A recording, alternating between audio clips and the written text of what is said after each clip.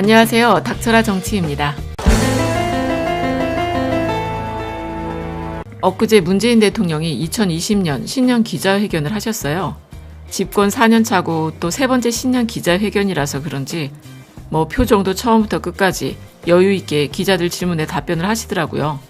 이번에도 지난번처럼 사전에 질문자나 질문 내용을 미리 정하지 않고 문재인 대통령이 기자를 직접 지목해서 질문을 받는 방식으로 진행이 됐었죠. 대통령 자리에 오른 지 4년 차고 기자도 직접 지목해서 진행을 하시니 그러다 보니까 당연히 말투나 표정에 자신감이 넘쳐 보이셨죠.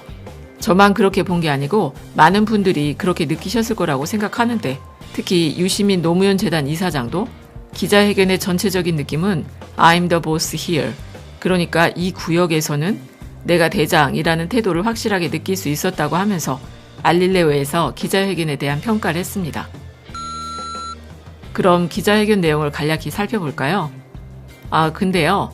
문재인 대통령이 워낙에 막힘없이 답변을 잘 하시다 보니 하는 말들이 참모들이 다 써준 거 읽기만 하는 거라고 모함들을 하고 그러잖아요. 그래서 이번에는 모니터에 질문하는 기자의 소속과 이름, 질문했던 내용의 요지만 표시가 되게 하면서 그런 말이 나오지 못하게 참모진에서 선수를 쳤다는 생각이 들었죠. 그리고 문재인 대통령을 향해서 나오는 가짜 뉴스 중에서 기가 막힌 게 있죠. 바로 침해설인데요. 인터넷에서 문재인 대통령 사진을 좀 찾아보면요. 이상하게 대통령 눈꼬리가 아래로 축 늘어지거나 시선이 좀 멍한 표정의 사진이 많다는 거예요. 그러니까 문재인 대통령을 향해서 이리저리 침해 프레임을 씌워서 공격을 하는지, 심지어 종편 방송에서도 아니면 유튜브 썸네일 이미지를 자세히 보면은 눈꼬리가 좀 이상한 사진이 많은데 이건 딱 봐도 뭔가 포토샵 작업을 해서 문재인 대통령을 향해서 끊임없이 침해 프레임을 씌워서 공격하는 거 아니겠습니까? 그래서 지지율을 조금이라도 깎아내리려고 애를 쓰는 거죠. 어쨌든 어제 기자회견에서요. 제가 보기에 가장 중요했던 대목은 바로 남북 문제라고 생각을 하는데 문재인 정부 들어서서 1호 공약이었던 검찰개혁 입법에 성공을 했으니까 그러면 앞으로 중요한 문제는 이 남북 문제 아니겠습니까? 물론 문재인 정부가 북한에다가 엄청 퍼준다. 김정은한테 나라를 통째로 갖다 바칠 거라는 분들도 계시긴 한데 참고로 북한에서 그렇게 기대를 했었던 타미플루도 못 줬죠. 개성에서요. 한 달이 넘도록 북측이 대기만 하다가 미국이 반대를 하니까 약속했던 타미플루도 못 주고 평양에서 치렀던 월드컵 예선 경기도 미국이 반대를 해서는 관중도 하나도 없이 TV 중계도 못하는 아주 이상한 경기가 됐었잖아요. 그러니까 이 내용을 제대로 알지 못하는 분들은 우리가 왜 타미플루를 돈 주고 사서 북한에 퍼줘야 하냐고 반대를 하기도 했는데 실은 우리가 스위스에다 돈 주고 타미플루를 사는 게 아니라 타미플루 비축 기간이 10년이거든요. 10년이 지나서 쓰지도 못하게 되는 걸 폐기하느니 북한한테 도움을 주기로 한 거였잖아요. 그걸 또 유엔사나 한미 워킹그룹이 반대를 해서는 타미플루를 싣고 가는 운송 차량에 대북 제재를 걸어대니까 개성에서 이제나 저제나 기다리고 있었던 북한이 얼마나 열받았겠냐는 거예요. 그러니까 북한 쪽에서는 우리한테 우리 문재인 정부는 미국 트럼프의 눈치만 보면서 무서워한다고 하는 것이죠.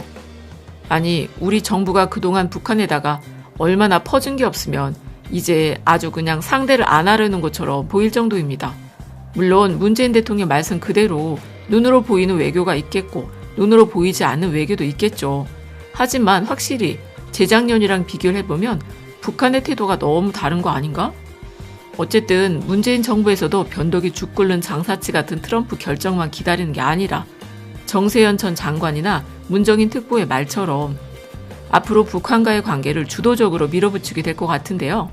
그래서 올해는 우리 한국 정부가 북핵 문제에 있어서 중재자를 넘어서 촉진자 역할을 하면서 문재인 대통령과 김정은 위원장이 다시 만나서 여러 가지 공동 방안을 내면은 결국엔 미국도 설득할 수 있지 않겠습니까?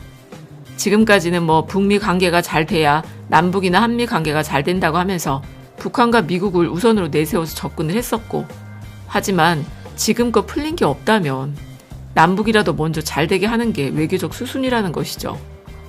그래서 문재인 대통령이 앞으로 남북 경협 방안으로는 접경 지역부터 먼저 협력을 하면서 비자 발급을 통해서 개별 관광을 추진하거나 스포츠 교류 등을 하면서 국제 제재에 저촉받지 않는 것부터 시작하실 것 같은데요. 참고로 작년만 해도요. 미국이 남북관계 개선을 얼마나 방해를 했냐면 재작년에 남북이 체결했었던 4.27 판문점 선언이 있었고 9.19 평양 선언도 있었잖아요. 근데 그 두 건에 심지어 남북철도 건설도 다 이행하지 못하게 했었잖아요. 그리고 사실상 금강산이나 개성공단 같은 건 유엔의 대북 제재하고 전혀 상관이 없거든요. 그걸 또 이명박 정부와 박근혜 정부가 행정명령을 내리면서 하루아침에 중단을 시켰었고 나중에는 또 미국이 나서서 유엔 제재를 한국이 깨뜨리면 안 된다고 하면서 방해를 했었죠. 하지만 엄밀히 말하면 관광 같은 건 유엔 제재가 아니라는 거예요.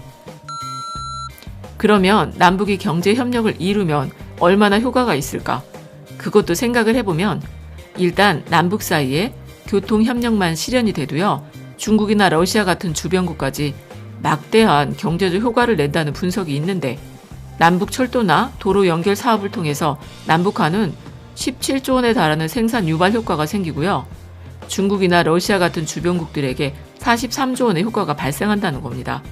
그리고 한국교통연구원에서 분석한 내용을 보면 철도나 도로 그리고 항공 등 교통 부문별 남북 인프라 사업을 협력하게 되면은 그에 따른 경제 파급 효과는 철도의 경우엔 총 22조 5,596억 원의 경제적 파급 효과가 나타나게 된대요. 도로를 대상으로 분석해보면 북한의 최대 52조 7,717억 원의 경제 효과가 생기고 항공 현대화 사업은 총 4곳에서 4,853억 규모의 경제 효과가 생긴다는 겁니다. 그러니까 이렇게 남한과 북한이 교류를 하게 된다면 일본의 아베가 배 아파 죽는 것 아니겠습니까? 아니, 우리 경제에 이렇게 엄청난 확장성이 생기게 되는데 우리가 왜 기시노부스케의 외손자 아베하고 꼭 교류를 해야 하는 거냐고. 더구나 육지에서 자동차나 열차를 이용해서 교류를 하는 게 편하지. 그리고 우리가 반드시 일본의 경제적 속국으로 살아가야 할 이유가 있는 겁니까? 더구나 일본이란 나라는요. 지금 1초에 빚이 1146만 원씩 늘어나는 나라인데 그것도 GDP 대비 부채가 253%입니다. 253%. 미국의 2배가 넘는 빚을 가지고 있는데 왜 그런 일본에 우리가 질질 끌려서 경제적 속국, 정치적 속국으로 살아야 하는 건지 정말 이해할래야 이해할 수 없는 일 아니겠습니까? 그리고 허구한 날 우리나라 경제가 발전하지도 못하게 이리저리 태클을 걸어대고 있는데 우리가 왜 일본을 떠받들고 살아야 되냐고. 그것도 다 망해가는 나라에. 그러니까 이제 우리 국민들도요.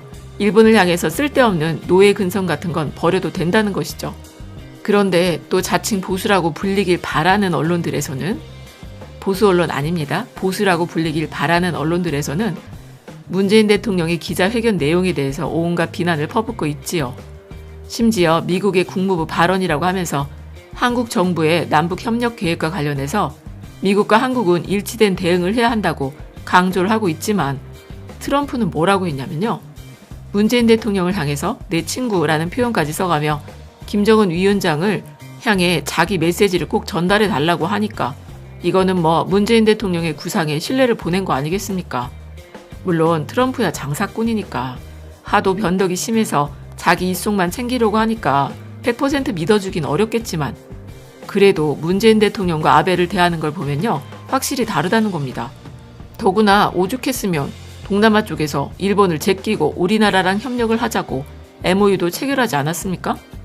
그리고 또 지소미아 문제도 일본 아베 정부가 미국을 통해서 주한미군 방위비 문제랑 엮어가지고 지소미아 연장 안 하면 주한미군 철수할 수도 있다고 우리 문재인 정부를 압박하려고 했었죠.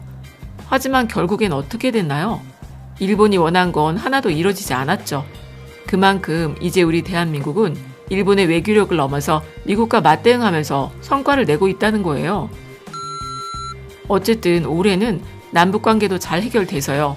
앞으로 그 누가 되돌리려고 한다고 해도 되돌릴 수 없는 상태로 만들어 일본이나 중국도 함부로 못하는 그런 경제 선진국이 되어야 한다는 생각이 드네요. 그러니까 올해도 문재인 정부의 남북 경제협력 구상에 우리 깨시민들이라면 적극 지지해야 한다고 생각합니다. 그럼 끝까지 들어주셔서 감사드리고 좋은 의견 있으시면 댓글로 많이 남겨주세요. 감사합니다.